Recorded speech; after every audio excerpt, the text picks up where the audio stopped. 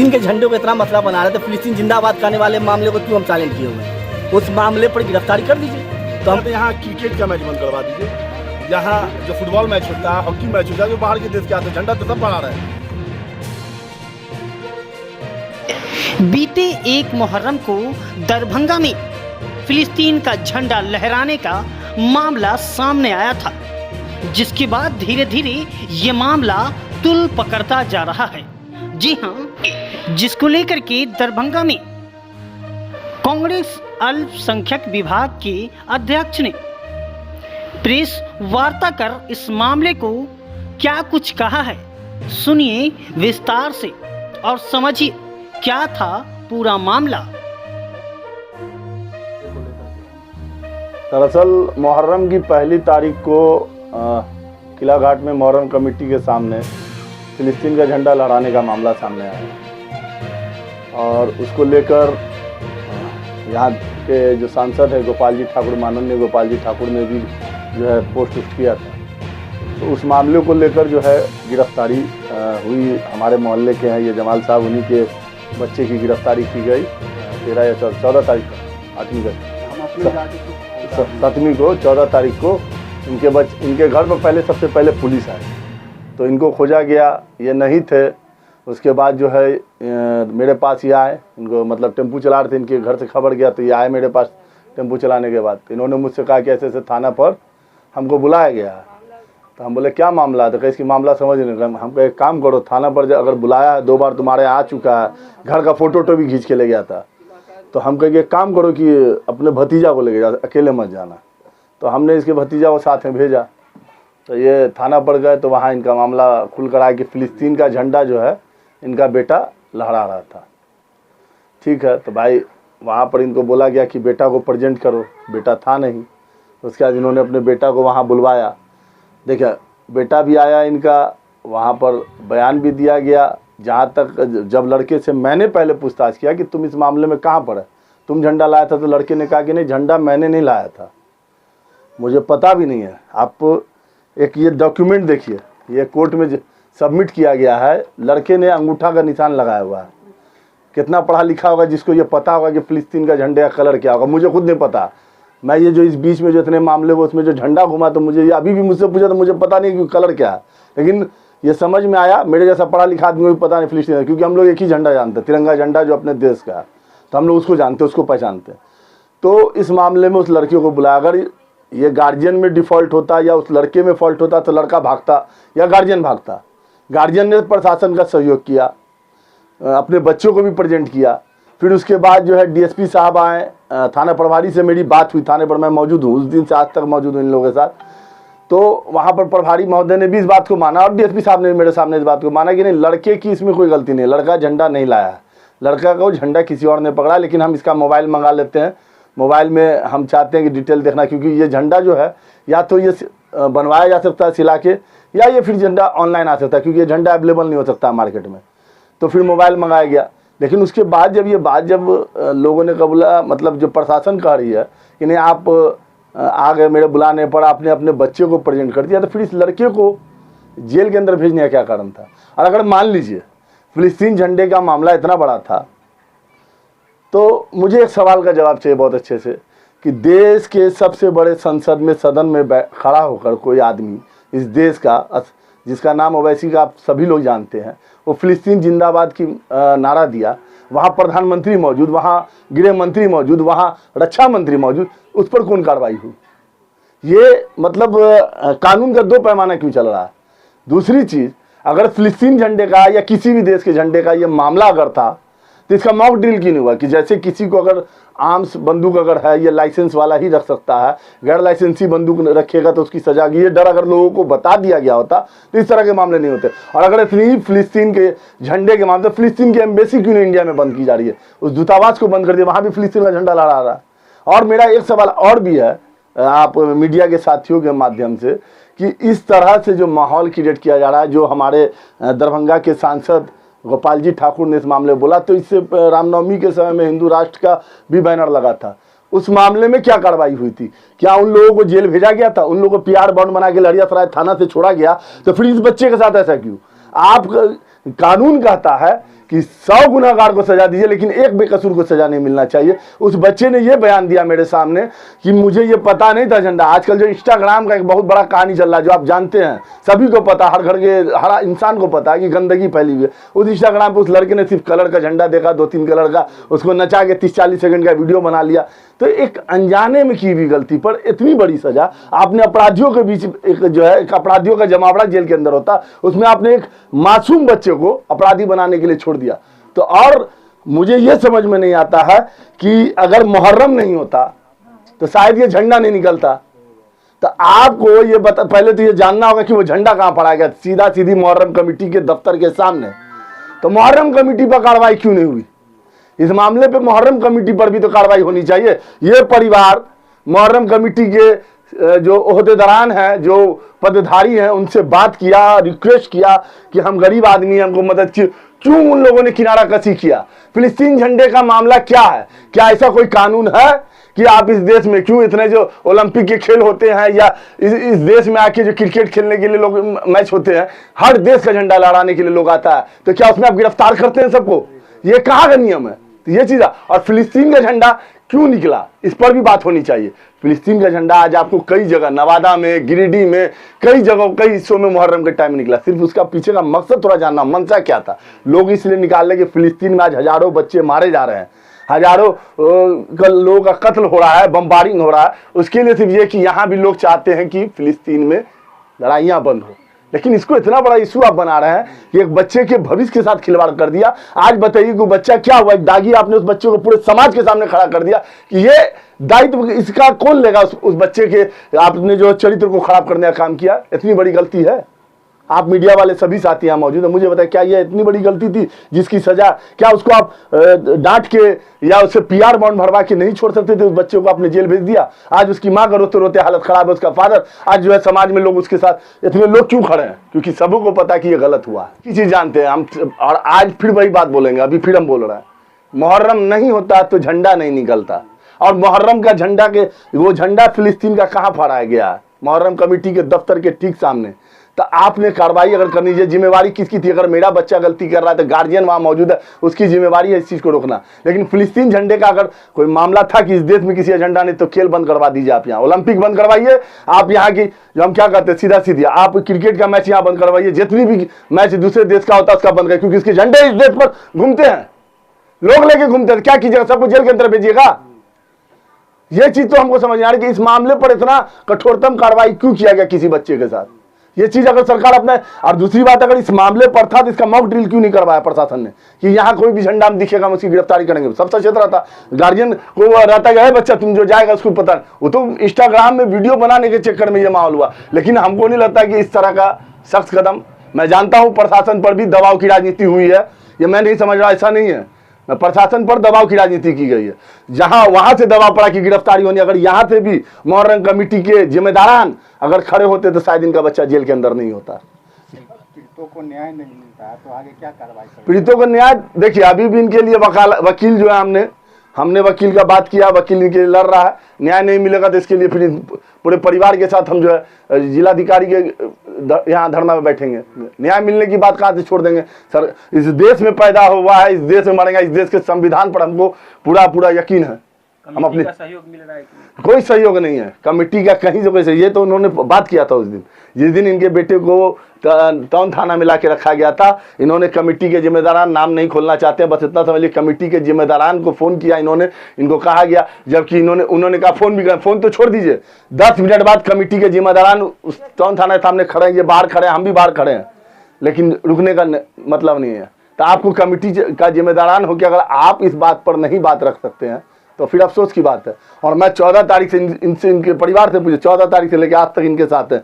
इनको वकील का, गरीब आदमी है, इनके लिए वकील हमने जो किया है, छोटे बाबू अमर इमाम हाशमी साहब को, बिना किसी एक पैसे के वो इसको मदद कर रहा है। तो लोग जो जान रहे हैं कि कहाँ पर जरूरतमंद क्या पैसे इसकी है।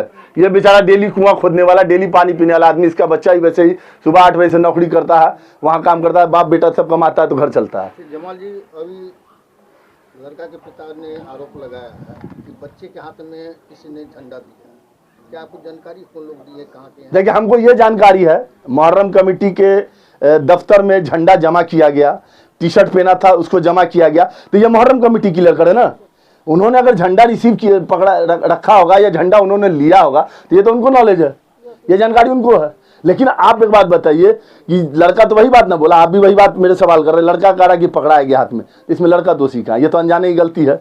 ये तो ये बच्चा वीडियो बनाने के चक्कर में गलती करे, क्या उसकी सजा जेल है? क्या उसको जेल भेज देना एकमात्र मतलब यहाँ का सजा हो गया कि अगर कोई बच्चा अगर जाने अनजाने में कोई गलती कर जाए उसको हम जेल भेज दें? वीडियो की भी तफ्तीश पूरी होनी चाहिए। वीडियो की तफ्तीश होनी चाहिए थी। दूसरी बात हम आज भी बार बार कह रहे हैं ना कि सबसे पहले एक काम कीजिए, फिलिस्तीन जिंदाबाद के नारे लगाने वाले को जेल के अंदर भेजिए, उसके बाद ये झंडा लहराने पर बात होनी चाहिए। आप देश के प्रधानमंत्री बैठे हैं, देश के गृह मंत्री बैठे हैं, देश का रक्षा मंत्री बैठा है, पूरे संसद में भीड़ लगी है, वहां कोई फिलिस्तीन जिंदाबाद का नारा लगा, उसकी गिरफ्तारी नहीं करके एक झंडा लहराने पर आप जो उसको जेल भेजिए, तो उसको जेल क्यों नहीं भेजे? ये दोहरा रवैया क्यों कानून का? मतलब पैसे वाले हैं, सांसद है तो उनके लिए सब माफ है? ये कानून इस देश में चला है। गरीब का बच्चा टेम्पू चलाने वाला लेबर क्लास का, तो उसको जेल के अंदर भेज दिया, सक्षम नहीं है, तो इसका मतलब है कि इनको वैसी जैसा ही कुछ होना चाहिए था तो इनका बच्चा ही बच जाता था। क्या नाम है? डॉक्टर जमाल हसन। बताइए। हम रोड पर जो है ना टोटो रिक्शा चलाते हैं। हमको 2 बजे खबर मेरे घर से आया कि अब्बू आप कहाँ हैं? तो हम सोबरा स्कूल 2 पैसेंजर को लेके जा रहे थे, उतनी में हमको खबर आया। हम सोबरा स्कूल नहीं छोड़ के नीमे चौक पर पैसेंजर को छोड़ दिए। हम सीधे घर आए तो मामला पता चला कि क्या बात है। तो कैसे हमारी बचिया कि पापा ऐसे ऐसे जो ना प्रशासक आए हुए थे 2 दफ़े, तो आपको थाने पर बड़ा बाबू बुलाएंगे। तो हमने जो है सबसे पहले पार्षद साहब को बोले कि ऐसी ऐसी बात है, पुलिस आया तो क्यों आया, क्या बात है? हम तो ये आपके इन्होंने हमको कहा कि आप जाइए, क्या बात है नहीं है, वहाँ जाके बुझिए, हम पीछे से आपके आ रहे हैं। हमने गए, उसी टाइम में बड़ा बाबू नहीं थे। 2 मिनट 5 मिनट के बाद आए बड़ा बाबू कहे इसके क्या नाम है जी? तो हम कहे कि सर मेरा नाम हुआ मोहम्मद जमाल। लड़का का क्या नाम है? तो हम कहे कौन लड़का सर? मेरे पास 2-3 वो है। तो कहे जो झंडा वाला बात। तो हम कहे झंडा वाला बात है सर, तो हमको तो इसमें जानकारी नहीं है कि क्या बात है नहीं है। तो उन्होंने बोले कि गुलजार किसका नाम है? तो हम कहे कि मेरे सजिल का लड़का था, जो लड़का भारत स्टोर में 8 साल से उसके यहाँ काम करता है, भारत स्टोर में। हम कहे कि सर 7 बजे सुबह में हम जाते हैं और 8-9 बजे रात में हम आते हैं। मेरा लड़का भी जो है भारत स्टोर में रहता है और 8 बजे जाता है, 9:30-10 बजे जब दुकान बंद होता है तब ये आता है। तो कहे कि आपका लड़का कहाँ है? तो हम कहे लड़का तो यहाँ नहीं है सर, 3 तारीख को हम उनसे दुकान से छुट्टी मांग लिए थे भारत स्टोर से। इनकी फुप्पू का तबीयत ख़राब है, इनको सर जाने दीजिए भैया। उन्होंने कहा कि ठीक है तुम ले जाओ। उसके बाद जो है कहे कि तुम जहाँ भी हो तुम्हारा लड़का को बुलवाओ और नहीं तो तुम्हारे घर में हम छापामारी करेंगे, कुर्ती जब्ती करवा देंगे, बड़ा बाबू बोले, समझा? नगर थाना के। तो हम गरीब आदमी हैं, हम लोग घबरा गए, डर गए कि भाई हम लोग इस टाइप का आदमी नहीं है, हम लोग भारत देश से मिले हुए हैं, इसी में पैदा हुए, इसी में मरेंगे। मेन कारण क्या था जो आप? हाँ, उसके बाद फिर हमको बाबू बोले ने कि आप जाइए और लड़का को लेके आइए, समझा ना? सिर्फ उससे हम 2-4 को बयान लेंगे और जैसा बयान होगा उस बयान पर जो है ना उसको हम छोड़ देंगे। इसलिए लेके आइए भाई झंडा के मामले में। क्या झंडा का क्या पूरा मामला है? झंडा के मामले में कि झंडा जो है तुम्हारा लड़का कहाँ से लाया, फिलिस्तीन वाला झंडा लाया कहाँ से? तो कहें कि सर हमको तो नहीं मालूम है कि कहाँ से लाया, ना हमको जानकारी है इस चीज़ का, यादें हमको जानकारी हुआ है, समझा? तो उसके बाद फिर हम लड़का को बुलवाएं।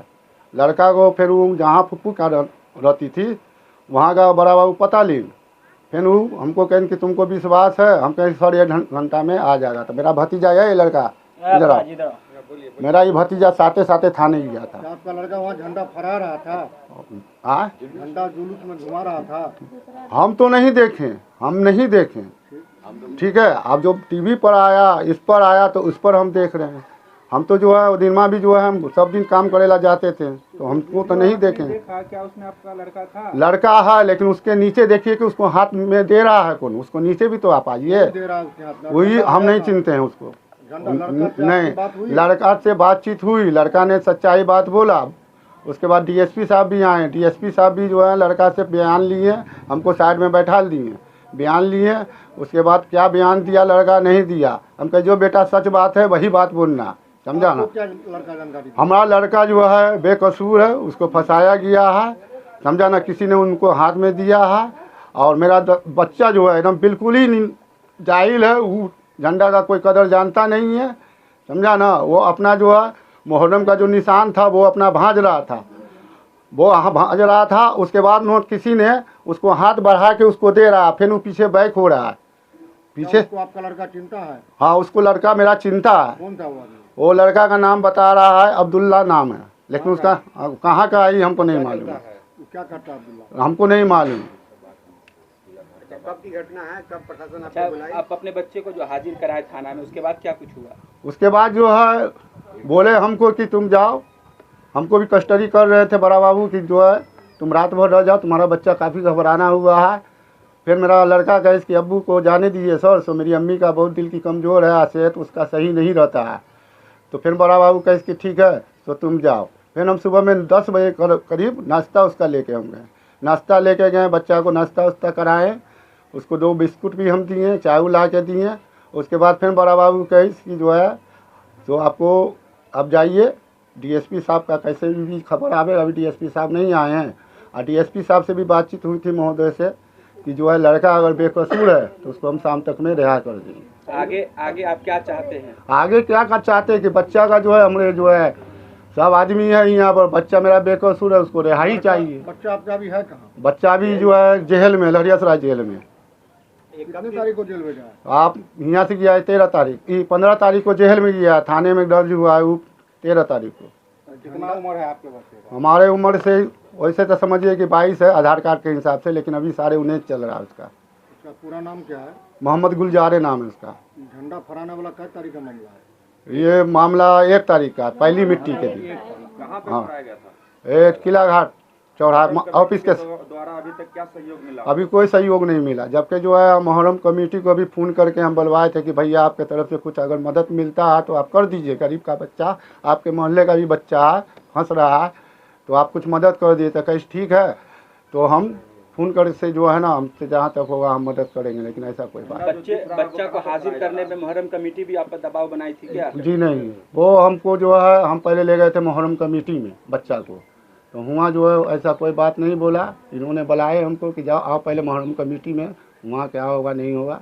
तो वहाँ भी हम देखे कि हम चुपचाप बाप बेटा और 2-4 लोग भी मेरे साथ गए थे, लेकिन ऐसा कोई बात नहीं बोला, सीधे हम लोग थाने लेके चले गए। अपना परिचय दीजिए पूरा। हम अपना, मेरा नाम हुआ मोहम्मद जमाल, घर लालबाग जिठियाई। के साथ वही मामला हुआ। 13 तारीख को आया पुलिस, आया मेरे घर पर। हम नहीं थे ना, मेरा आदमी था। हम आ गए थे बगल में कोई काम से। मेरी लड़की थी, 2 लड़की आई, एक मेरी बहू थी। पुलिस आया, एक मरते आके वापस हो गया। और दूसरा बार में पुलिस इनका नाम, उनके अब्बू का नाम बता दी। तो हम लोग समझ गए कि जब नाम बता दिया गया है तो हम लोग सामने आ जाते हैं। तो हमारी लड़की से पूछा गया, हम तो थे नहीं, हमारे लड़की से पूछा कि अब छोटी सो आपके पापा कहाँ हैं? तो मेरी लड़की कही कि सो मेरे पापा नहीं है, टोटो रिक्शा चला रहे हैं, सो टोटो रिक्शा चलाने के लिए गए हुए हैं, तो तुम अपने पापा का नंबर दो, हम कुछ नहीं कहेंगे। तो मेरी लड़की कही इसकी नहीं, हमारे पापा मोबाइल नहीं रखते हैं, हमारे पास में नंबर नहीं है।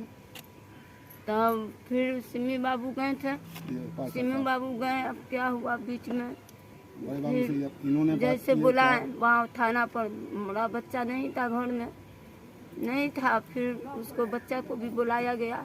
जैसे हम लोग को जैसे जैसे एसपी साहब कहीं, हम लोग झूठे नहीं थे, हम लोग अपने सच्चाई पर थे कि हम लोग इस देश के लिए यहाँ पर पैदा हुए, इस देश में मर जाएंगे। झूठ बोल के हम लोग को होगा क्या?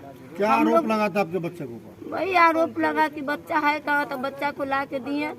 आरोप वही झंडा में लगा, बच्चा को ला के दिए। हमारा बेटा था, उसी को भेजा गया, तो लेके आया बच्चा को। हम लोग को कहा एसपी साहब कि आपका बच्चा वापस हो जाएगा, हम लोग धरपकड़ नहीं करेंगे। रात भर कस्टडी में बच्चा को रखा गया।